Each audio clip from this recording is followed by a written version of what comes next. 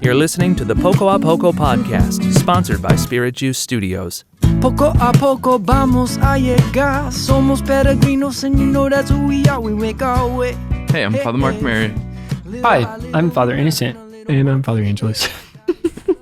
And we're the Franciscan Friars of the Renewal. The Poco a Poco podcast. And this is the Poco a Poco podcast. Hi, everybody. Welcome. Little by little, Little by little. as they say. Father Angelus. Well, we're going right there, huh? Just getting right. Tell the people how you're doing. I just had a little session before. I'm doing great, by the way. First of all, let's just be honest. You look amazing. Publicly, I'm doing great. But you just had a little... I just happened to have a little meltdown's probably too strong of a word. No, but I am behind. I just am behind. I had to, when you travel and then you get back, I have a little window of time that I feel like my life is falling apart. You're like, I think the words were like, I'm behind in every single aspect of my life. Yeah, I'm behind. And this is the day Father Mark Mary wanted to do a podcast. This was the day that you proposed. Yeah. It's okay. And we're going to do it all day. But thank God. So I'm doing great. But I had a great time in Texas, by the way. My people down south, we were at Texas A&M, go Aggies, and the University of Texas as well. Met Longhorns, go Longhorns. Very different schools. Not a whole, it's interesting, the dynamic between the two schools. Very much a wonderful experience down there. And they love the podcast down there. So in a typical Southern manner, hey, y'all. And that was for Seek. That was for Seek. It was great to be down there. And I seeked at UConn. University of Connecticut. Come on. Hey, if you're And I was not seeking. Whoa. You were somewhere. Didn't you go somewhere for Mass? Okay, I take that back. I want to say hi to all my Columbia people. I said Columbia University. Columbia here. I did say Mass for them. It was like last minute, like day of. There was a situation, so I went to say Mass, and so I started the homily by saying, you know what, all the brothers are gone at Seek, and I didn't get invited anywhere. But you know what? I'm cool. Like, I got this. We can. Don't give me that look. No, yeah, because it's usually the ones who are really cool get not invited to anything. I think that's how it works. Bro, So you're all like stay-at-home dad. yeah, stay-at-home dad. So someone had to stay home and take care of everything. If you are in the Seek world, we did a podcast just for Seek. This is Focus People. Shameless plug. I think it was very good. It kind of got like, I don't know if this is because the Focus People thought it was good, but it was like, if you go to the Focus Seek Media podcast thing, to the top. Yeah, we're super grateful and humbled by that. But I remember this experience. I think we're in this very room. Yeah. And I think this was one of your more brilliant moments. Like we had like the P's, pray, people, and plan. Yeah, a plan. yeah. And I still remember, just fact I remember that. I think that there was something It was very direct towards, I thought that was good. You were on It's also the one we had to stop and restart. which we never had to do before, ever. And Father Innocent will take responsibility for that. Anyway. All right, so this is week 4 of Lent, or the Lenten series. Yeah. We're continuing. This is going to be the last of the series of the wilderness series, the desert series, led by Father Innocent. But there's a little consolation in the desert. I guess it happened before. Technically, this happened before Lent began. 2K for the kingdom is a reality, my friends. I was going to say, what are you doing over there? You're making me nervous. But The kingdom is content. Because we're past 2K. The kingdom is ushered in. Father Mark Merrick can stop talking about True to my 2K word. for the kingdom. True to my word, I will stop talking about that. But there's a debate about who it was who put us over the top, because it doesn't seem like there's like an immediate registering. And so it stopped at 1,999 ratings on Apple ratings. And we have Patty. Hi, Patty. Patty, I feel like Patty's heart's in this. Patty wanted us to get to 2,000, and she felt. So Patty, we love you. Patty, it could have been you. And I feel like she wants it. Who else was I want to see? There was one other. How old do you think Patty is? Patty is what? That's like what does that have to do with anything? I don't know. I'm just saying. What matters is that Patty put us over the top. Patty's heart was in it. So, and then the one more is a student at the University of Florida. Ooh, come on. And let's see what Sabrina. Hi, Sabrina. Thank you, Sabrina. Go Gators. So Sabrina's got a little bit more. She's trying to get us to do something down in Florida, which we love. She's got an angle. She's got an angle, bro.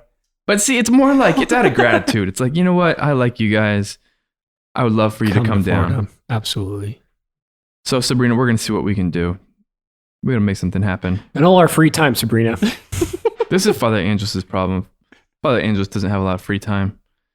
Unlike me and Father Innocent. We make time for things that are important. Whoa. All my time is free. Whoa. John Paul II. Go ahead. What were you gonna say? Nothing. I would love to go to Florida. But I do think this actually, who wouldn't love to go to Florida? I think this actually fits in well with what we're talking about because we are actually very busy human beings. Yeah, It's true. Yeah. and we don't have to have any sort of comparison game. Like we're not gonna say like we're more busy than you or even try and go down that route. Just objectively speaking, my days are very full and I don't waste any time. Would you guys be similar? Absolutely. Yeah, very similar.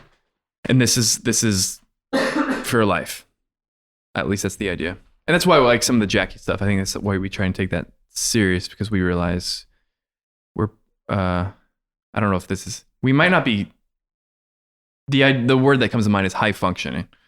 We're high output. Maybe not high functioning, but high output human beings. Just busy.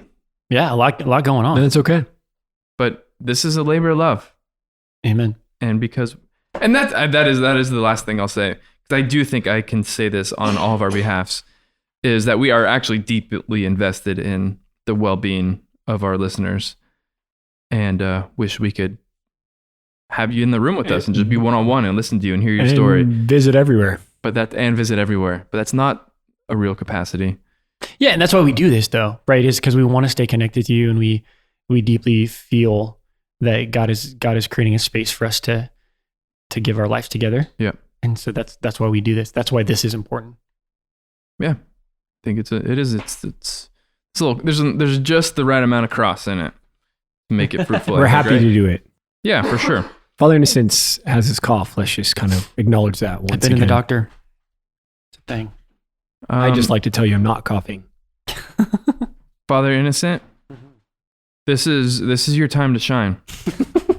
I actually feel pretty deeply about Hey, this. can I just say this you've done thing. well? You've done well kind of owning this, kind of animating these episodes. Yeah, definitely, I don't know, 7.5. 7.5? Yeah, out of 10.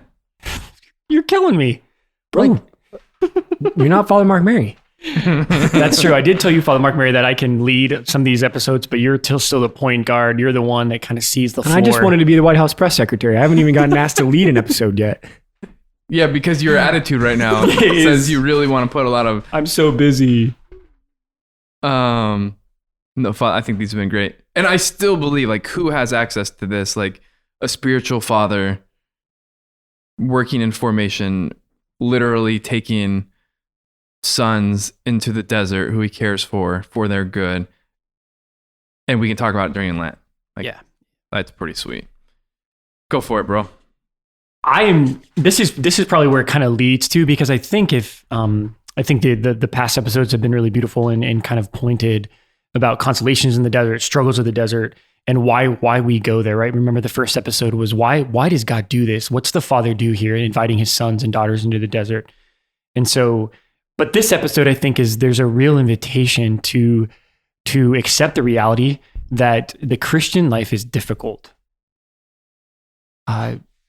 Going into the desert, Lent, our experience of Lent, if we take it seriously, it's not easy, right? And I think we've said that. I think we've said that in a lot of different ways and throughout this podcast and this year. But I think the invitation, I guess, just to throw it out there, is like, what do we want to do with that? Because we're not looking for the easy road. We're not looking for a time in our life where we're going to be like, oh, like things aren't hard anymore, or we're not looking to like make life perfect and insulate ourselves so we don't have to struggle, right? So I think sometimes in our life we can be afraid of that the invitation for holiness costs everything and it's not easy, right? The invitation for love is what Jesus tells us it is, that we lay down our lives, right? We lay down our lives for our brothers and sisters, right? That's what love is, right? So there's this invitation that I want to invite us to on this particular episode is to what does it mean to get up every single day and to lay our lives down over and over and over again. And I think that's the term I want to introduce is how do you live a life with grit? And that's like a psychological term, but how do we do this with serious grace and serious strength and perseverance? Like that's how do we do this? So that's where we're going. How do we get up and say yes to this every single day? Yeah, grit's a kind of a thing. It's a cultural phenomenon. What's her name? Dr. Angela Duckworth wrote this excellent book, and it's kind of a thing. What's those videos that they TED Talks? She has done a TED Talk, and people have kind of come around it. But it's beautiful to take it and look at our life, look at the Christian life, look at a life of people who are serious about living the Christian life, serious about being disciples, and what does it mean? And when you're around someone who digs deep, who lives hard, who goes for it, and is constantly willing to give more, to offer more, it changes you and it inspires you. And so I think our community embodies this well. But I feel like the people that we encounter in the world as well, the moms and the dads and the people who are kind of in it, are living it, not really knowing that they're living this particular virtue or this particular grace, the ability to do hard things and do it well, do it joyfully, and to keep going, to dig deep. And that's why this is important. And that's why the desert's important, because in the desert, when you are faced with your weakness, you got to choose again to keep going. Stopping and failing is not an option. Yeah. Or just saying, I got to go back. I'm not going to do it anymore. And so just to keep going and to dig deep and to be in a community where it's like, that's a beautiful expectation that we can have a bad day, but we got to get up and we got to keep going. And that's awesome. And I think our listeners get fired up about that. Like, oh yeah, like that makes sense. To follow Jesus, I have to give everything, and I need to do it every day. And I need to go hard every day. Yeah, I'm with it. This certainly resonates with my desire.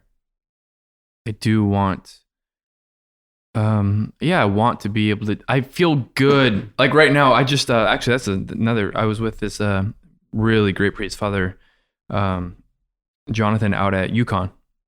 And he's like, kind of like, he's a get after it kind of guy. Yeah, totally. And he gave me, the like CrossFit workout of the day, like a couple of links to this. And so this is types of workouts that CrossFit recommends if you're traveling, something like that, so you don't have some of the equipment. And so I'm doing these, and so like I have like all these muscles that are sore that I haven't used forever. So like my whole body's sore right now, but like that's where I want to be. Mm-hmm. Like I feel good about that. I'm like walking up the stairs, like this is really hard. But that's actually, for me, I feel more alive when I kind of got some of these aches and pains, right?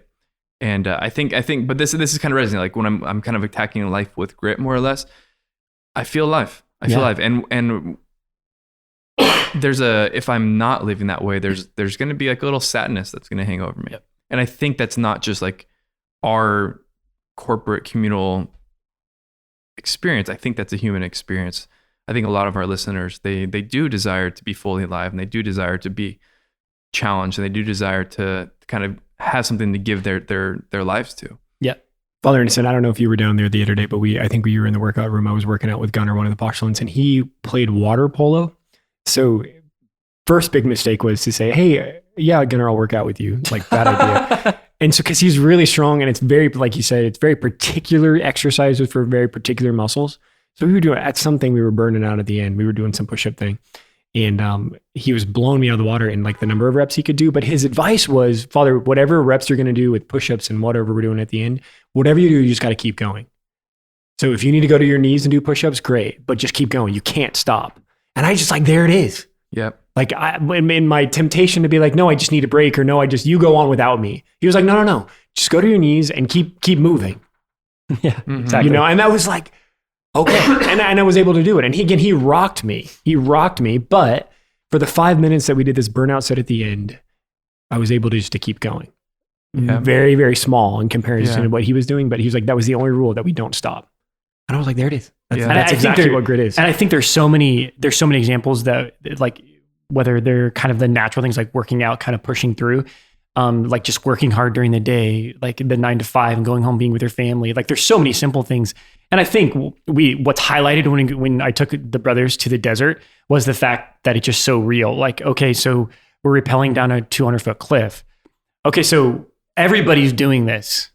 And you can take your time and like you can, if you need 10 minutes just to focus and get over your fear and not freak out and have a mental, like a nervous breakdown, I'm fine with that. Take your time, but we got to do this, right? So there's just this invitation that we're gonna finish.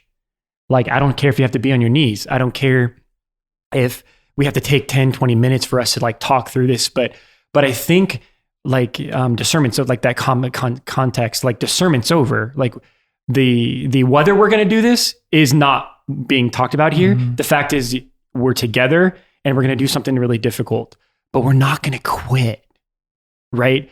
And we're going to grow in the psychological fortitude, the spiritual fortitude to do hard things. Yeah. Because that's what we need to do. So there was countless times and we told that story about canoeing 23 miles where we didn't quit.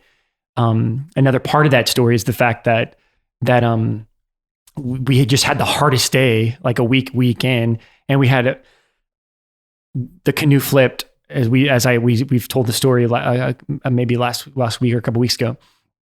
And now we're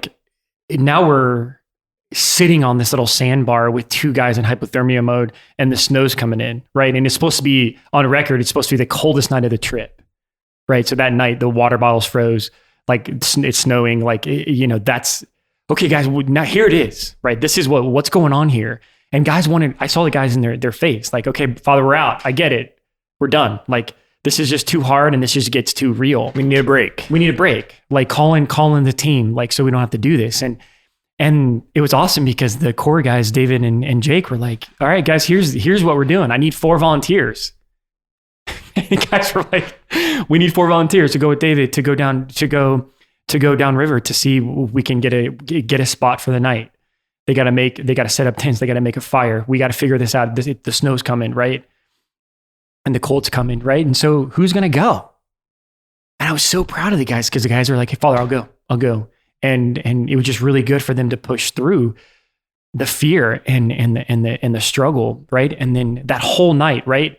We stood by the fire the majority of the night, drying stuff off because a lot of stuff, Brennan and Gaetano's stuff had fell in the river, right? So we're standing around, we're tired, and it just like I was waiting, and this was such a part of the plan, but I was waiting for someone to be like, all right, what's tomorrow look like? Like, are we gonna have kind of a rest day, or can we sleep in, something like that? And the next day was the hardest day because Jake was like, all right, guys, we didn't. Sorry, I'm like pounding things and just like, stop pounding the table. Don't touch me. And Jake makes the announcement the night before. All right, guys, we didn't get any canoeing done today. And we're 23 miles behind. So we're going to be up earlier. We're going to have mass. It's going to be cold. And we're going to leave at this time and we're going to canoe 23 miles. And it was like, this is it, boys. Like, we're not going to like readjust because this is hard, but we're going to lean into this and we're going to push because this is where the growth happens. And I think, I'm going to talk about kind of the definition of grittiness in a minute, but I think this is where you see it. Okay. Like, I can do difficult things and we're going to go for it. And you saw it in the guys, something came alive. Like, okay, boys, like this ain't going to be easy. And we had our hardest day and we did it. These guys had some serious grit. But instead of it getting easier, like, okay, guy, we need a break.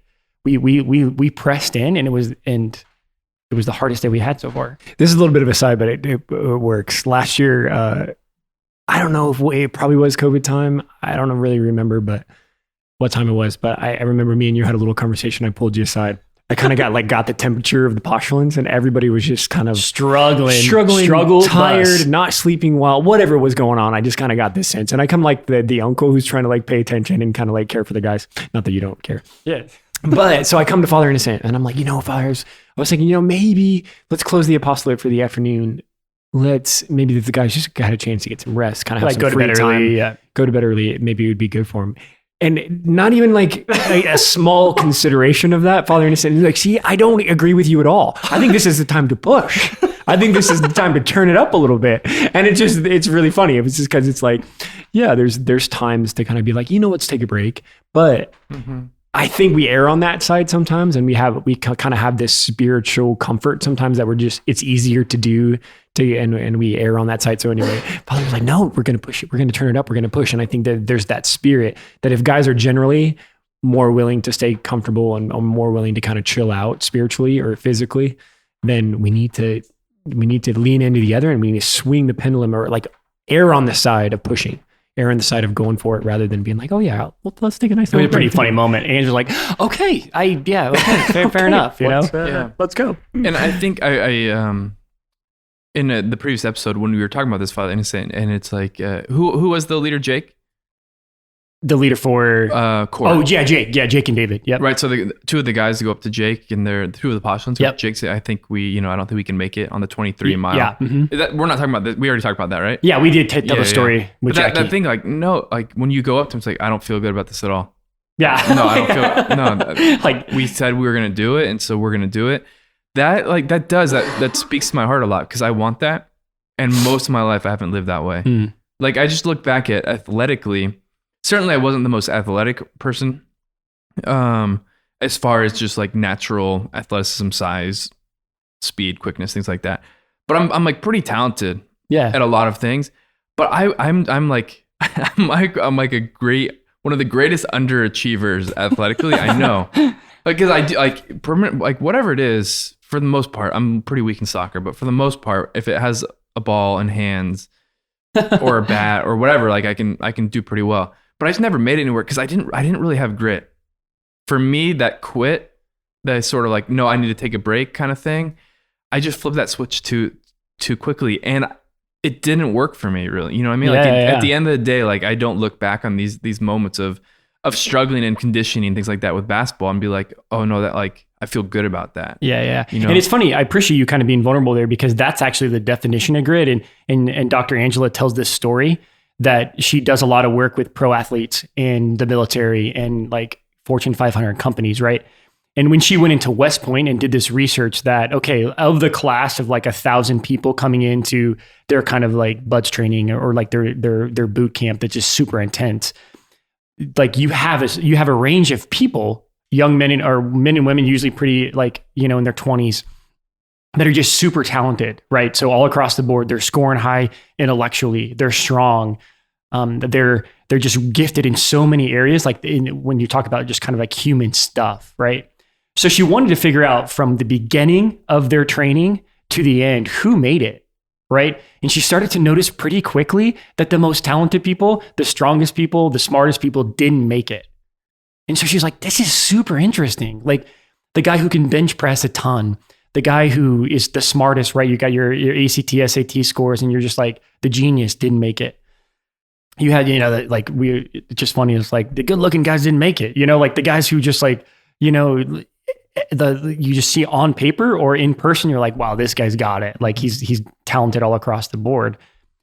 But who made it is what she noticed. And this is how her definition of grit developed is who made it were the people that had passion and perseverance. And that's what grit is to have those two components. You're passionate, right? You live from a deep desire in your heart. Like she said, there's a fire, right? There's a passion and they're willing to give anything for it. And that's where the perseverance comes in. I'm willing to do difficult things. I'm willing to get up every day at 4 a.m. to go lift weights, even though I'm not the strongest. I'm willing to give up like any food. I'm willing to give up my time. I'm willing to do anything. Late nights. I'm willing to lay down my life over and over and over again because this is the deepest desire of my heart, right? So she starts to notice that she notices these two things in people as they're the most like they make it out of boot camp, and then they're the like the most talented officers in at West Point or in the military, companies, sports, right? I mean, I guess I could quote it here because she quoted in the book, like Will Smith. She has a great kind of line he says that, well, how do you become so successful like in a lot of different areas? And he's like, no one's going to work harder than I do. Now God bless him. He might be doing it for kind of secular, kind of like, worldly success, but he convinced himself that early on. He's like, no one's going to work harder than me. Mm-hmm.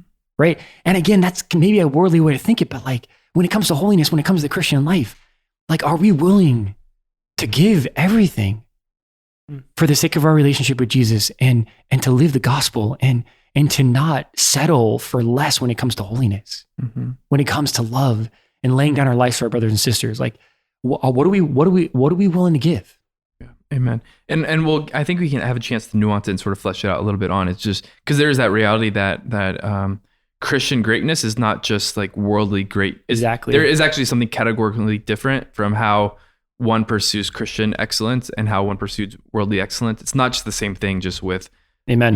We change the object or something like that. But just Jesus, like this is living, having grit is, I believe, a Christian value or virtue, if we can call it that, because like Jesus loved passionately. Jesus loved deeply. No one loved more deeply, profoundly than Jesus. No one is more passionate than the Lord. And he loved until the end, right? Like he had both intense passion and love for us and for his Father, and he loved until the end. And so I do think grit is absolutely consistent with the Christian life. And we're gonna next week we're gonna start focusing on the cross, right? And we're gonna look deeply at what Jesus teaches about his own heart on the cross for the rest of Lent. But like, you better believe that this is what Jesus reveals to us on the cross. Like this is what he says in John's gospel, like the high priestly prayer. Like I love them to the end, mm-hmm. right? He's not going to give up. He's not going to make excuses. And this is the deepest desire of his heart. And if I can just say, well, how does Jesus do that? Well, like you said, I think it's a different experience in worldly success because we realize that it's all a response to just like the perfect love of the Father. It's a response of first. Just always says like this. We're being pursued by God, right? It's always a response, right? So we can't do this by ourselves. I can't. Again, it's like a heresy to think that like I can just work my way into holiness and I can save myself. That's not what we're talking about. I am really precisely talking about the response of love. That Jesus has given us everything. It's absolute grace. It's absolute gift, but it demands a response. And I think we have to turn, like, not be afraid to settle into that tension, is because it's all grace, but every single day I have to get up and choose.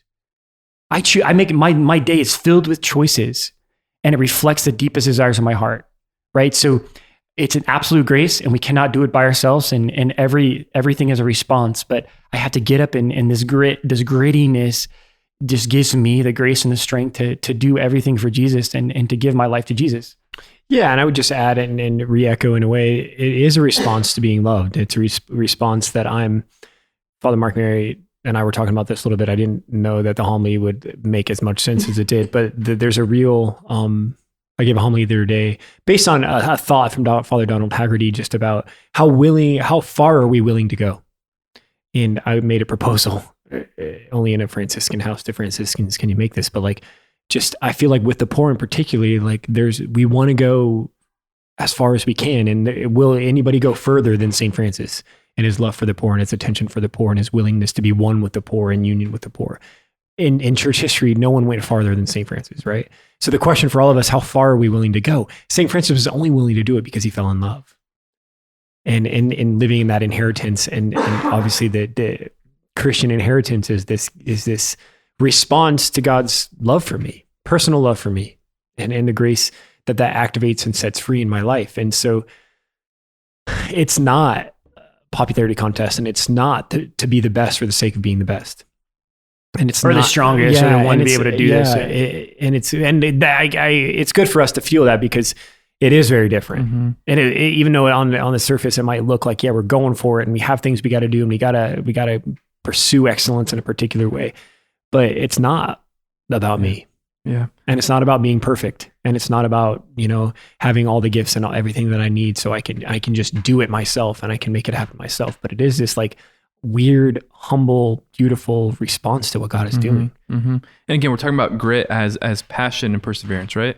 And that this passion is for the Christian is the passion of love, and there's no greater love than divine love, right? And so God's love in us, and I do think this is where those two excellences are going to get different. Is that the I've probably used it before, but just like this Christian love, it's an overflowing. It's the passion that comes of like this fatherfulness. Like the Father's love is so real in me that now I look at and I love others with this love, as opposed to this passion of proving myself, this passion of that comes from like having this chip on my shoulder to prove others wrong. Like sometimes the external can look similarly, but the why is very different.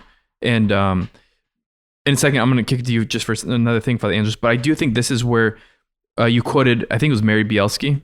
Oh, yeah. And I think Hi, Mary. I don't think Mary's listening.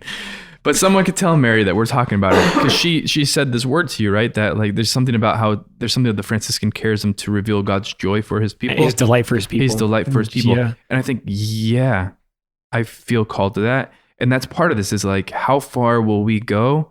To what places will we go? To whom will we go? And for how long? To love them and to share God's delight for his people. And there's this beautiful story of the guys doing the street ministry recently where they end up kind of essentially going into, for lack of a better word, a crack house, essentially. It's like, and they were there to love them, to love those who were there. And it's like that, and to delight in them and to give them time and attention. It's like, that's how, like, And I mean, I happened to be there. If I could just say, like, the movement that's what was most moving, because we opened a door into the stairwell and it was like a crack house, right? And like I was there, and again, I went into kind of father mode of like, okay, what situation, who's with me? And I was just so proud of Mike, one of the postulants. Like he just like dove in, like he wasn't afraid. And I think there's something there, like you're saying, like how far are you willing to go in love and the risk you're willing to take? And you just like jump into the darkness. And I'm so proud of him. Like, man, come on, man. Like, this is it. Like he was in it, right? And he wasn't afraid. And so I think there's something about that. Like there's a passion and he wasn't afraid. So just real quick, what, like, in case someone hasn't listened to the last 3 episodes, what are we doing in the desert? Who are you there with? Yeah. So I every year take the postulants to the desert for 3 weeks. And usually in November, and we go there. There's obviously the gift of the Father draws us there in our own hearts spiritually, but also we go there to grow in this grittiness, to grow in these, to say, okay, like when everything's taken away from me and I'm entering this place of being stripped and being challenged, like the line I use, you gotta break down to break through. Like I just really believe that you got to break down to break through. Right. So like we sacrifice and we struggle, and the suffering's real. The purification's real. That's a real part of Lent. Like that could be a summary of Lent. You got to break down to break through. That's like, right? Like I don't want to just break these guys down to psychologically suffer, right? I want to break through. I want to go deep, and I want these spiritual human places to emerge in our hearts when we like start cracking in the deepest desires of our hearts that might be covered over by fear or insecurity or lack of confidence. Right. So you got to break down to break through. So that's why we go into Lent. That's why we go into the desert, because this is a real experience. And so the core guys and I, again, shout out to core, Jake, David, Carl, Dr. Zimmer, like these guys, I think, are masters at creating a space for guys to be challenged where they have to like break through. Right. And so we told the story about, right, the desert night, right? We told the story about the canoe flip, right? The next day was like the hardest day, and like that we had to really push through. Mm-hmm. And here's what I want to say about the desert. Like I told the guys, like, you're not going to grow in holiness because we did these big things and like, oh, look at these things, right? It was actually the day-to-day small things that they had to do over and over again. It was actually just the inconveniences, right? Like waking up at midnight. Like this was great. This was early on, and this was after a tough couple of days. But like the hardest days backpacking, and we're tired, and we get to this nice spot overlooking the mountains, and it was like nice sunset. Gunner's birthday. It was awesome. We honored him. You know, they got somehow, like someone made us a dessert and whatever. That night there, midnight, there was like a desert sandstorm. Tents are blowing down, right? I'm inhaling dust, and I can't, like Brother Colby's dead asleep. I'm like choking on dust and I'm like, what is going on? I'm like woken up. My tent just has like blown over us, right? Like and so we have to get up at midnight and we have to like, what are we doing, guys? Like this is hard. This is difficult. Everyone's tired. And so the guys had to like go for it. And we had to like, all our kitchen stuff was everywhere. We had to get new tents out. One of the Pashtuns was like dead asleep. Like no one could wake him. James, like the guy was like, woke up. I was like, what's going on? But like, how do you respond to that? Like it's similar to the kids getting up in the middle of the night. Your kids getting up puking, right? Like how do you respond to that? I'm tired, right? But I believe it's those moments over and over again where you're choosing to do difficult things because it's the right thing to do, to care for your brothers, to set up a tent when you're tired, right?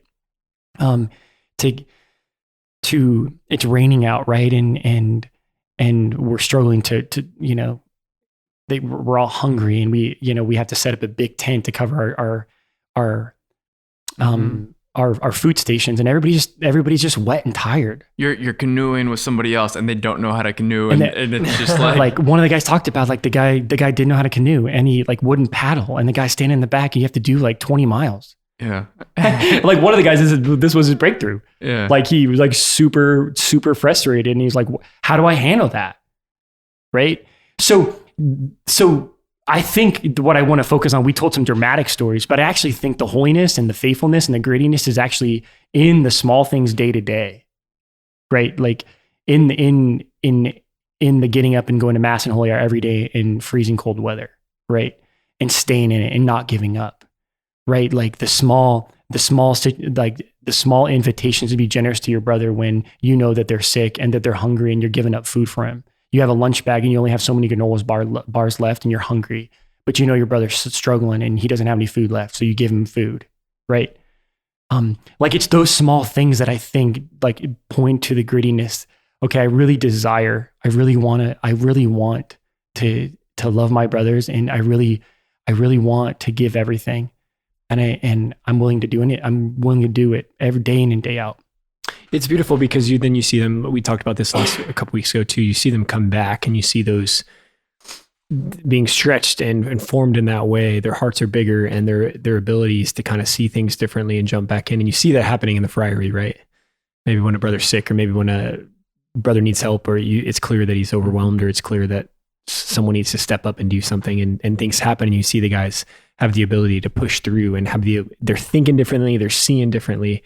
They're pushing each other in just a normal life, right? Because again, the point of the desert is not to have a nice time there and have to be isolated from their daily life experience. And so coming back and doing the little things well, pushing hard, being able to, again, have their hearts expanded and be able to like engage life differently. And you totally see it. You're like, okay, this is it. Yeah. This is the whole point. And it shows a lot about a man when you're in like the heat of like the heat or the heart of a struggle. And like, how do you respond? Like, one of the brothers, we're backpacking and you're carrying 70 pounds on your back. And this is like day 5 and you're walking over rocks and you're walking 10, 12 miles a day. And one of the guys hurts his ankle. And it's clear, like he kind of rolls his ankle and it's absolutely clear that he cannot go on like this. So Carl, this is again the first year, Carl was like, all right, boys, split up his pack. You're like, split up his pack. And you should have seen the looks on the guy's face. Like, you already have 70 pounds on your back.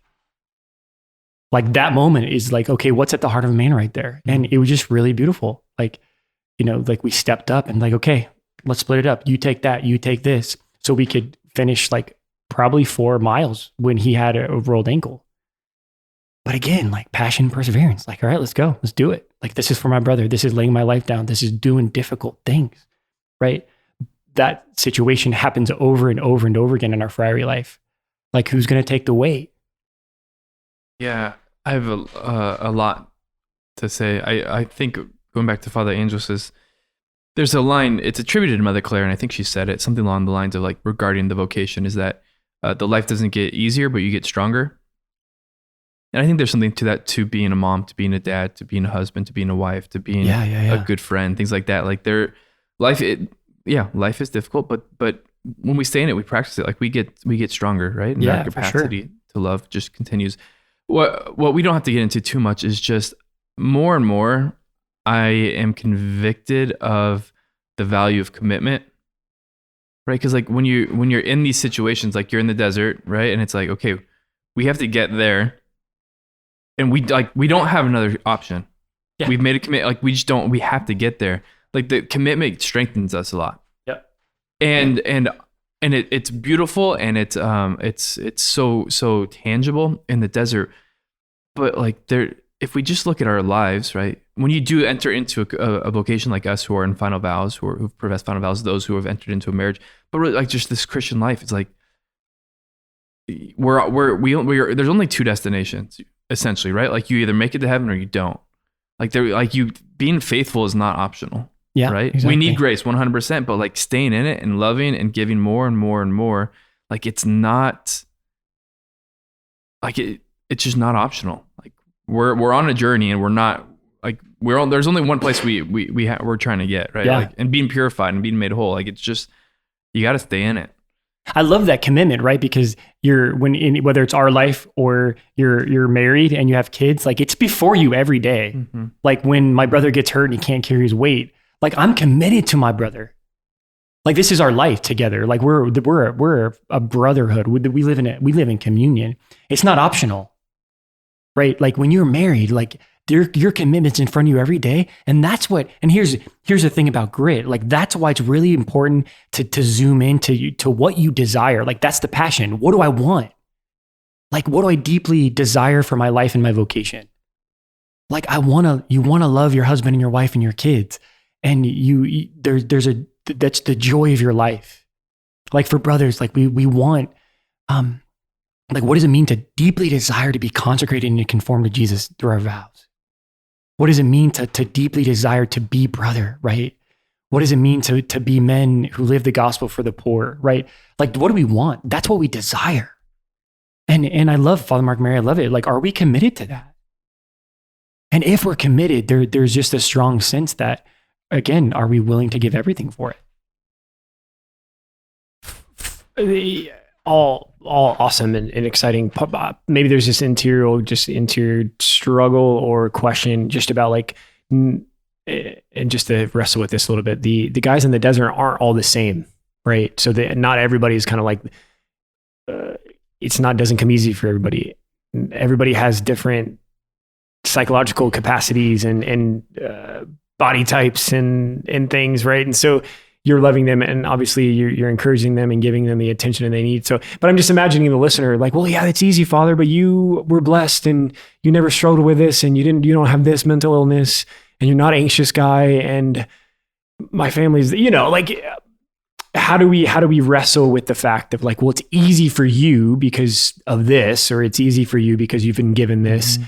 And I guess what I'm trying to say too is that like, even in this, despite our weaknesses and despite our struggles and despite the adversity, right? I think what she would say is to meet adversity with passion and perseverance is like the essence of grit, to meet challenge, to meet life, right? And so we're not saying like everybody has to be the same in their like high, amazing ability to do a lot and to be strong and to do all that, but to be faithful.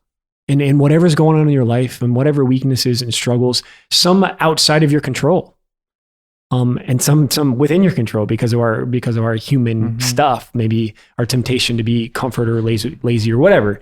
The challenge is that like what I think we're calling people to do is whatever what's going on in their life is the response to grace to be faithful and to keep going, right? Because I feel like our guys are a lot alike, and actually they're different too. Like so.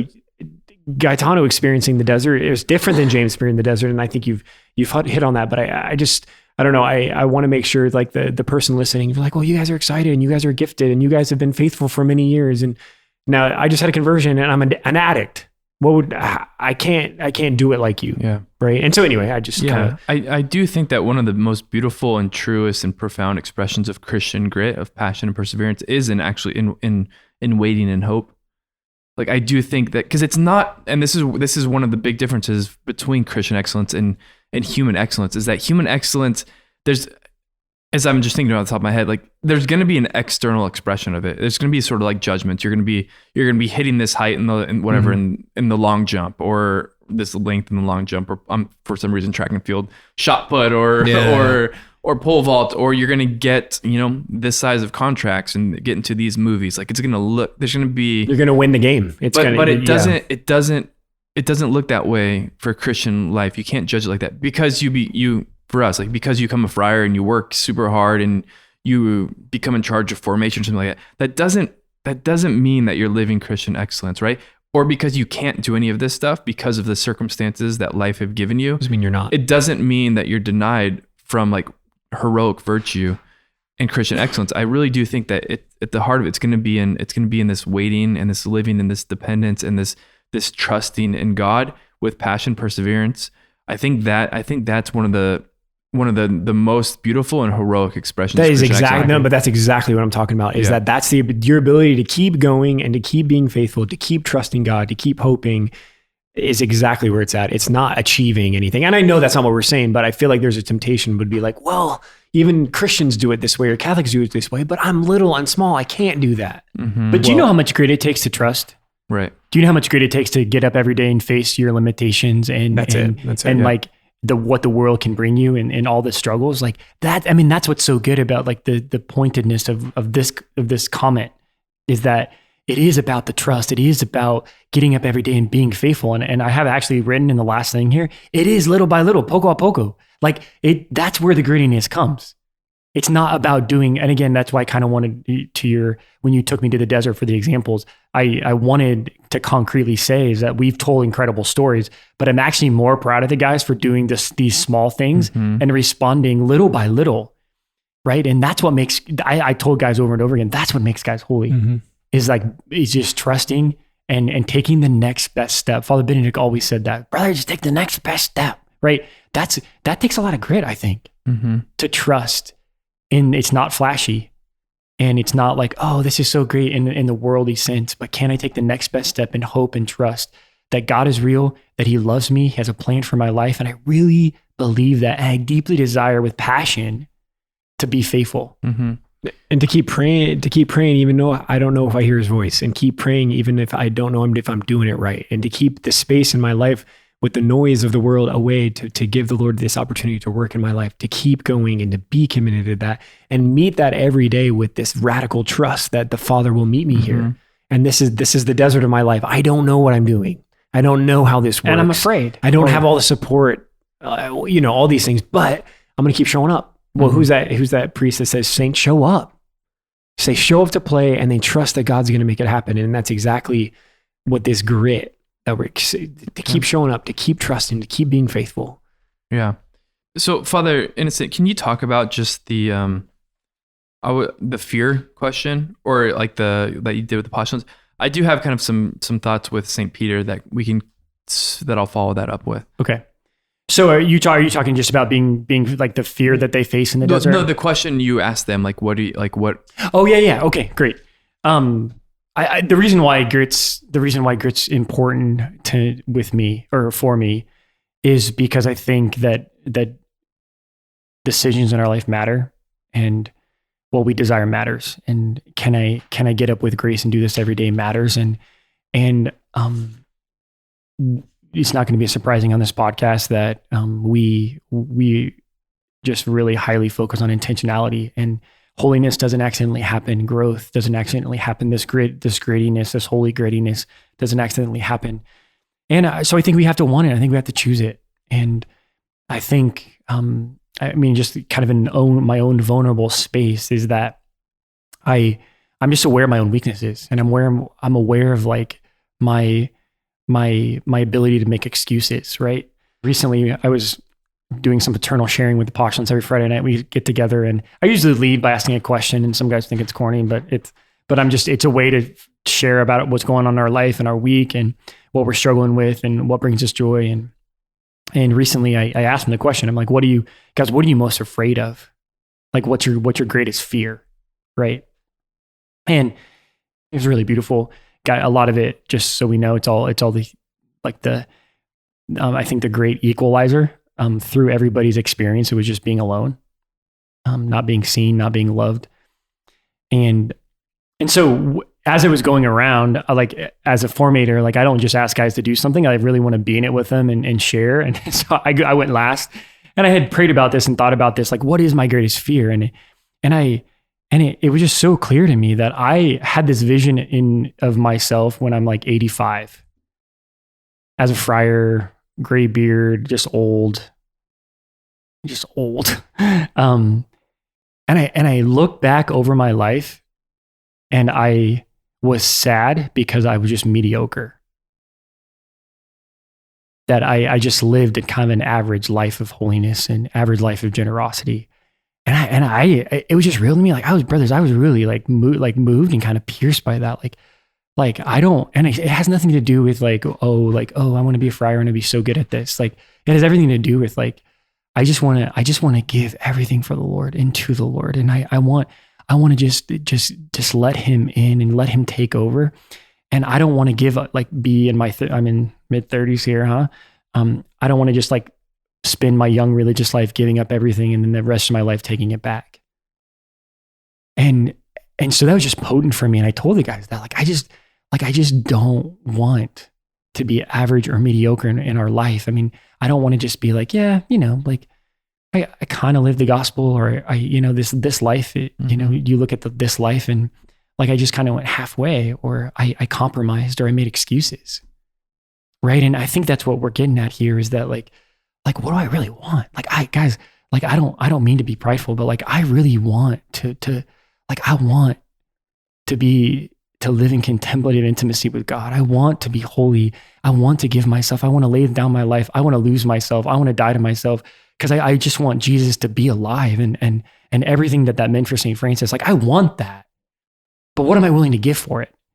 And if I make excuses, then I'm going to just spend my life being average.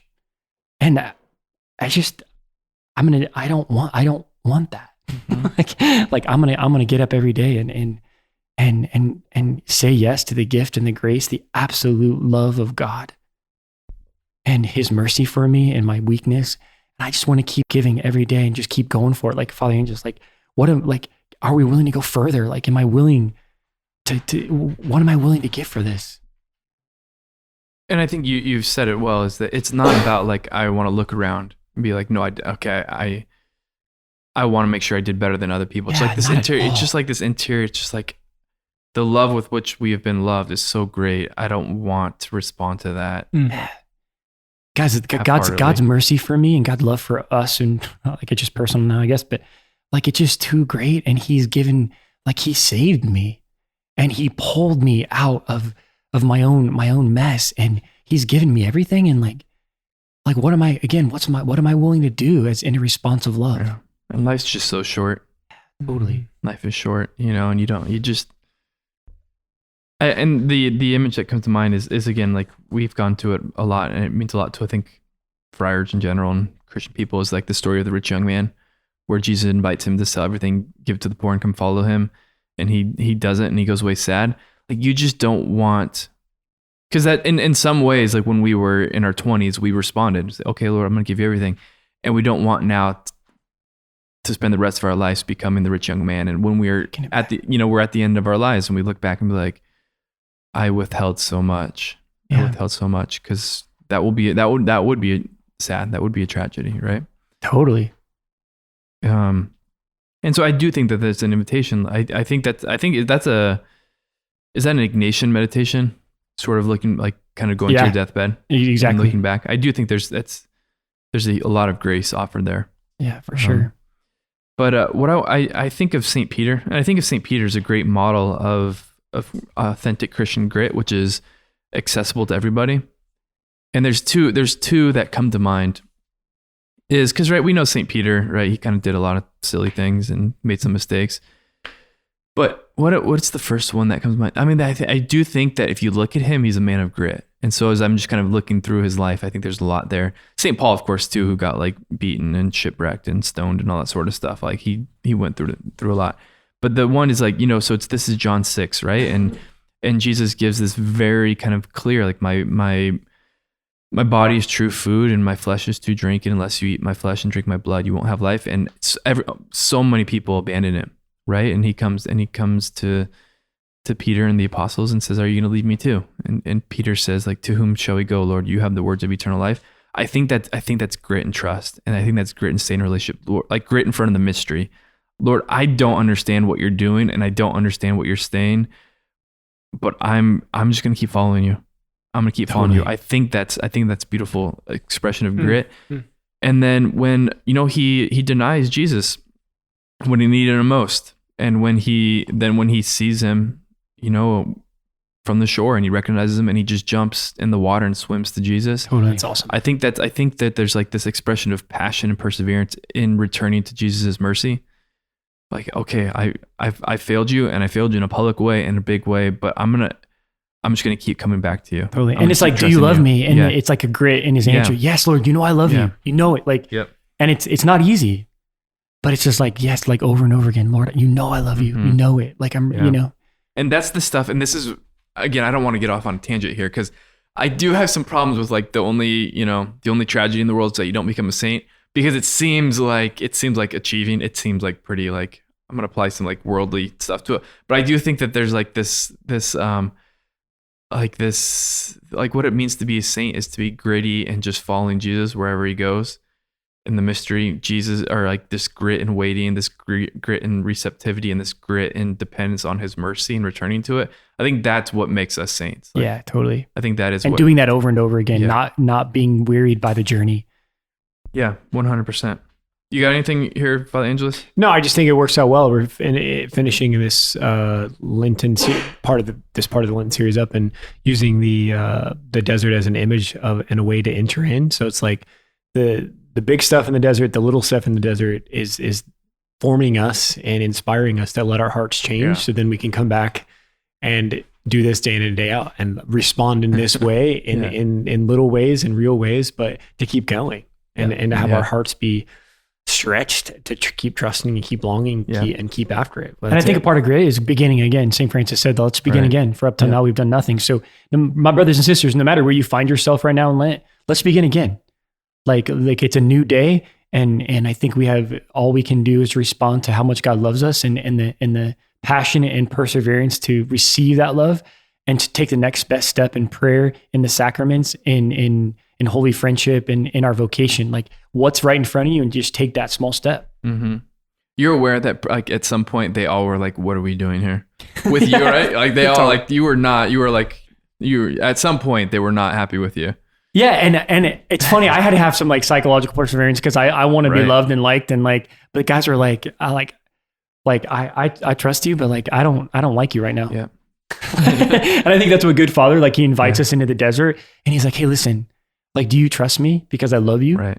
And like, this is a confident, bold thing for me to say, but I do know it's best for you, and I will protect you, but I'm going to ask a lot of you. Yeah. And I'm going to ask you to break down, to break through. And guys have to trust. Yeah. Because it's intense. Did you have some guys say that to you? Oh yeah. Like, this is hard for me. Cause like Father, like you're lucky I trust you. Yep. Cause I think that's why we spend 2 months, and I invest highly, like, in a lot of personal time with guys before we go, because like, do you trust me? Yeah. And if you're there with the Lord, it's okay. He can take it, right? Like, Father Innocent, you can handle it. I can handle it. Just stay in that relationship. Like I don't like this, Lord. I don't get this. And you're lucky I trust you. Yeah. You can say, I don't like you right now, Lord, but I trust you. That's it. Were you going to say something? I was just going to say, it's the breakdown to breakthrough, I think, is awesome. And I think that's the Paschal mystery, right? To break down is to experience death, and to break through is the light of the resurrection, right? And the dawn that breaks, and so that is the Christian life, to break down, to break through. You can't experience transformation. You can't experience healing. You can't experience forgiveness if there's not a death. And that's what Lent prepares us for. It's the microcosm of the whole Christian life. We enter into the desert to die to ourselves, to get over ourselves, so there can be this breakthrough of transformation, of transfiguration, of new identity, of new sense of self, and a new freedom in the Lord. Yeah. And I just think that's awesome. Yeah. That can be the title of your next book. Yeah. What's it going to be? Oh, I haven't even mentioned the book. We should mention the book. What's it called? Habits for Holiness, there bro. You go. We're going to talk all about it on this podcast. It's so good. But I do think this is like, right, for these men to not be on their deathbed and looking back and be like, I didn't give Jesus everything. like they're going to have to be able to do hard things, right? Yeah. And so by you taking them to the desert and helping them have some of these breakdowns and breakthroughs in this place of trust, teaching them that they're capable of doing hard things, working this muscle, like you're creating the foundation for them. Like you're protecting them from that moment on their deathbed of like, hard things came and I always quit. And this is like hard to be in. This is to go back to Father Angel's favorite phrase, like your vocation is going to punch you in the face. Like it's going to a little violent for me. It's going to, but it's going to punch you in the gut or kick hard. You or whatever it is. And that happens in religious life. Yeah. That happens in religious life. You're going to get like, oh, interesting. You're going to get a little 1-2. But you got to stay in it. Yeah. You got to be able to do it. And you can. And one of the greatest things in the desert was for me to bless my sons with the reality that you can do this. Yeah. With the grace of God, not only can you, but you're doing it. You're in it. Yeah. Right. And this is what I want to bless our listeners with, is that no matter where we find ourselves, you're doing it. Like you can do this. Yeah. You're not alone. God is real. He's given us everything we need. He's faithful, and you can do this. Beautiful. Let's close with prayer, and then I have we're gonna experiment with a little highlighted comments. I think. Is this a good time to say I got to go to the bathroom? This is a good time for you to say a closing prayer. Grit, bro. Here we go. Persevere. In the name of the Father, the Son, and the Holy Spirit. Father, we love you. We thank you. We praise you. We trust you. I just thank you for your fatherly heart that invites us deeper, that constantly is not satisfied with our own settling, our own weakness. You constantly call us deeper. You constantly call us to the desert, to break down, to break through, to be given new life.